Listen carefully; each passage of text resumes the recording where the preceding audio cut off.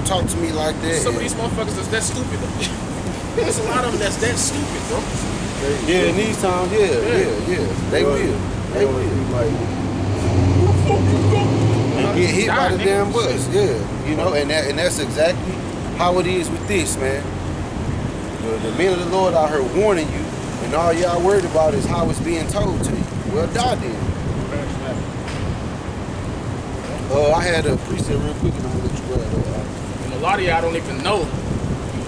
Witches, you witches, we were witches. A lot of y'all don't even know that Esau is using all his pawns with that cancel culture shit to basically further his agenda of getting rid of freedom of speech, man. You know? So, they don't care though. This is Habakkuk 2:2. And the Lord answered me and said, write the vision and make it plain upon tables, that he may run that read it. You know, for the vision is yet for an appointed time, but at the end it shall speak and not lie. Though it tarry, wait for it, because it will surely come. It will not tarry. So, you know, these things are written to make you tense up, man, and tighten up, man.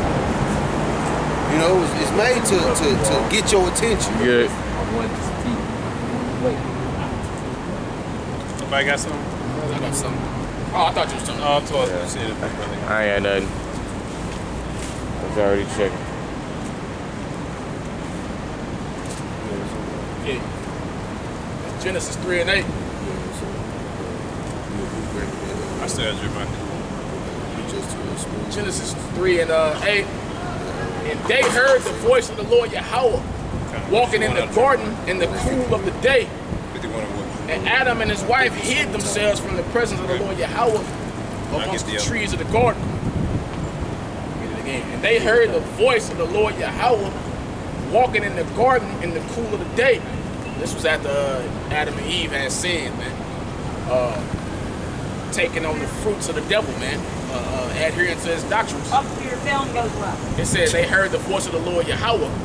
How did they hear the voice of the Lord Yahweh? Through the prophets. And it was the cool of the day, meaning the Lord didn't put that hell on them yet for going against his word, man. And they heard the voice of the Lord Yahweh walking in the garden in the cool of the day. And Adam and his wife hid themselves from the presence of the Lord Yahweh amongst the trees of the garden. It says, let me get a precept to go with it and keep it. Hosea 12:10. I have spoken by the prophets. What's the Lord? I have spoken by the prophets, and I have multiplied visions and used similitudes by the ministry of the prophets. That's how the Lord speaking, man, through his men. You know, through these natural disasters, man. You know, these are all things to make you check yourself and think about what time it is. Right. And it says, back to Genesis 3:8, and they heard the voice of the Lord Yahweh walking in the garden in the cool of the day, and Adam and his wife hid themselves from the presence of the Lord Yahweh amongst the trees of the garden. And the Lord Yahweh called unto Adam and said unto him, where art thou? And he said, I heard thy voice in the garden, and I was afraid because I was naked, and I hid myself. And he said, who told thee that thou was naked? Hast thou eaten of the tree whereof I commanded thee that thou shouldst not eat? And the man said, the woman whom thou gavest to be with me, she gave me of the tree, and I did eat. The Lord Yahweh said unto the woman, what is this that thou hast done? And the woman said, the serpent beguiled me, and I did eat. Adam was in the wrong. He blamed it on this woman. Yeah, you shouldn't have listened to her though. So you're gonna get the judgment too. And that's why the Lord put that chain of command the way he did, man. Where the man is above the woman, man, because you can't run things and govern things and make righteous judgments on things based off emotions, man. Like impulse emotions, man.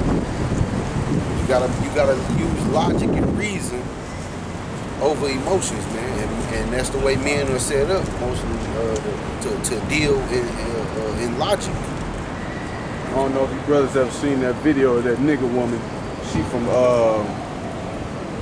I guess England or something like that, and she's basically saying something like basically the man supposed to worship the woman and stuff, and basically she's a queen and stuff like that, and basically the ground she walked on, the ground women walked on, men supposed to bow themselves. Was it that down. panel women up there? Like Yeah, it was a bunch of women. They was agreeing with it. And Yeah. shit.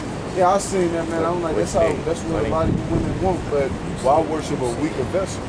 You know, why worship a emotional creature?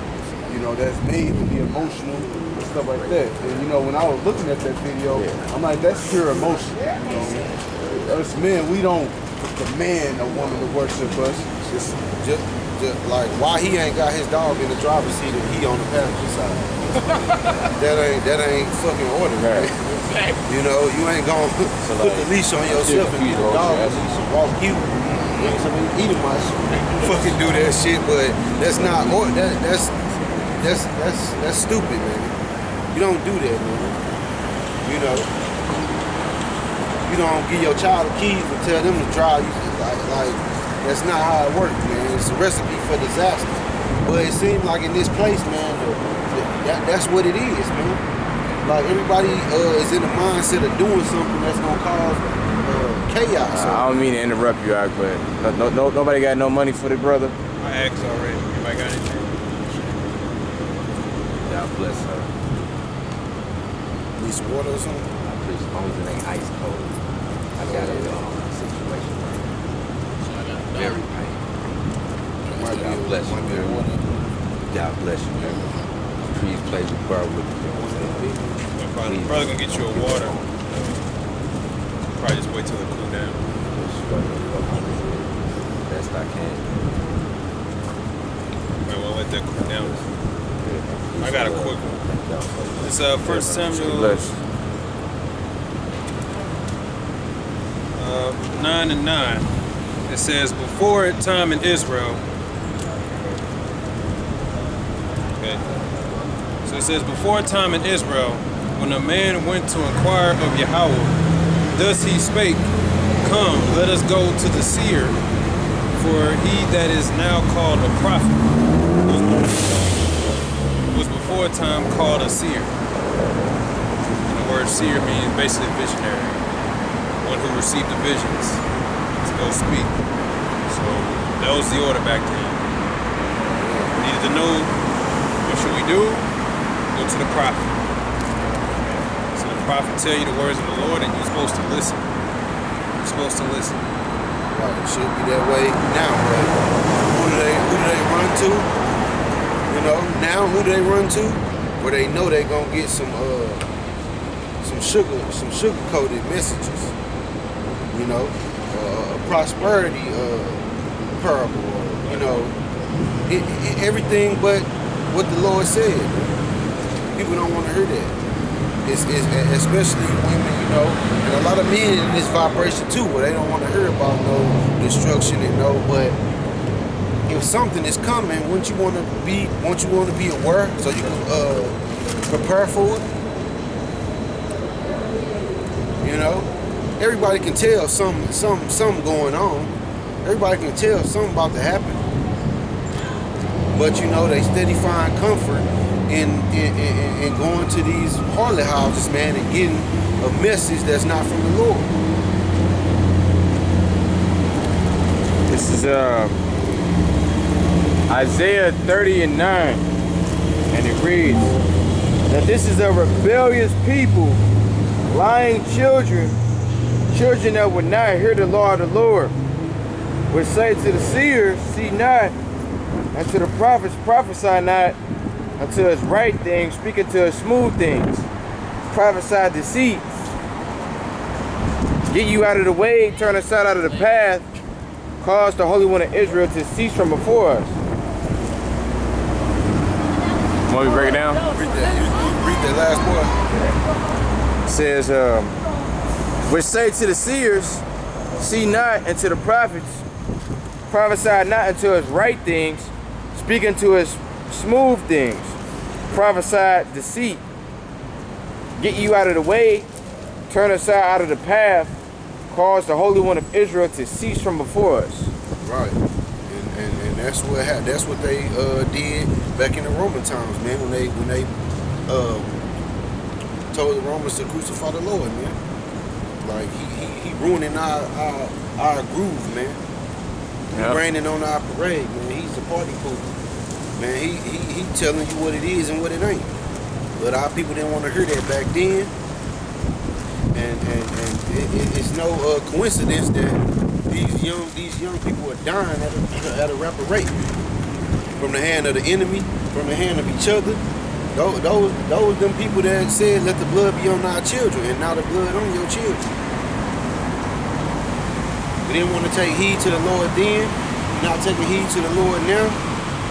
You know, cause the message ain't how you want to come, man. You know, that's to your own destruction. I got a precept basic going on. A lot of people got that Ahab spirit. I think it was that basically telling them like the Lord for the sin and judgment upon you. Basic Ahab was like, see what I'm talking about? He always prophesying bad things about me, never good things. I'm gonna go and read it. 1 Kings chapter 22, verse 10 through 18, and it says, and the king of Israel and Josaphat, the king of Judah, sat each on his throne, having put on their robes and avoid place in the entrance of the gate of Samaria, and all the prophets prophesied before them. And Zedekiah, the son of... The best way to get to the arch would be this way straight down. You ain't gonna miss it. It's got that little like highway. Okay. Keep on across. All right, thank y'all. Shenaniah made him horns of iron. He said, thus said Yahweh, with these shalt thou push the Assyrians until thou hast consumed them. And the prophets prophesied so saying, go up to Ramoth Gilead and prosper, for Yahweh shall deliver it into the king's hands. And the messenger that was going to call Micaiah spake unto him, saying, behold, now the words of the prophets declare good unto the king with one mouth. Let thy word, I pray thee, let be like the word of one, the word of them, and speak that which is good. And Micaiah said, as Yahweh liveth, what Yahweh saith unto me, that will I speak. So he came to the king, and the king said unto Micaiah, shall we go against Ramoth Gilead to battle, or shall we forbear? And he answered, now go and prosper, for Yahweh shall deliver you into the hand of the king. And he was messing with him there, because they already had that history. So he was asking him, so what do you say? Oh yeah, go ahead, you're gonna have it good. And then as you're gonna see, he's gonna be like, all right, how many times I gotta press upon you to tell me what you really think? Right. Yeah. So he was messing with him. They know that's how they have a history. It says, and the king said unto him, how many times shall I adjourn thee that thou tell me nothing but that which is true in the name of Yahweh? And he said, I saw all Israel scattered upon the hills as sheep. They have not a shepherd. And Yahweh said, these have no master. Let them return every man to his house in peace. And the king of Israel said unto Josaphat, did I not tell thee that he would prophesy no good concerning me, but evil? The base of Ahab was a nigga, man. He was like, see, he never tell me nothing good. He always saying something bad about me. That's how most of our people is. They want to hear something good about themselves, but never nothing that's to help them. That's smooth thing, man. Not people like that today, man. You can have the most vital information for them, and if it's not in the form of how they want to hear it, they'll dismiss it, man, and walk off to their death, man. Just like up here, man. This the best thing you could be tuning in if you were Israelite, man. Better than Sports Center, ESPN, BET, all this shit that they flooding you with on social media and these television programs. This the program that you tune into, because this give you a heads up, man. Give you the history, give you present and future things to come. What what else is there to tune into, especially in these times when all your leisure activities has been taken away from you? Right. Know? What else is more important, man? Nothing. Daniel chapter 2. Start at the top. In the second year of the reign of Nebuchadnezzar dreamed dreams, wherewith his spirit was troubled and his sleep break from him. And the king commanded to call the magicians and the astrologers and the sorcerers and the Chaldeans for to show the king his dreams. So they came and stood before the king. They said, and the king said unto them, I have dreamed a dream, and my spirit was troubled to know the dream. Then spake the Chaldeans to the king, Syria, O king, live forever. Tell thy servants the dream, and we will show the interpretation. It says, the king answered and said to the Chaldeans, the thing is gone from me. If ye will not make known unto me the dream with the interpretation thereof, ye shall be cut in pieces, and your houses shall be made a dunghill. Verse 6, but if you show the dream and the interpretation thereof, ye shall receive of me gifts and rewards and great honor. Therefore show me the dream and the interpretation thereof. They answered again and said, let the king tell his servants the dream, and we will show the interpretation of it. The king answered and said, I know of certainty that ye will gain the time, because ye see the thing is gone from me. But if ye will not make known unto me the dream, there is but one decree for you, for ye have prepared lying and corrupt words to speak before me, till the time be changed. Therefore tell me the dream, and I shall know that ye can show me the interpretation of it. It says, the Chaldeans answered before the king and said, there is not a man upon the earth that can show the king's matter. Therefore there is no king, lord, nor ruler that asks such things.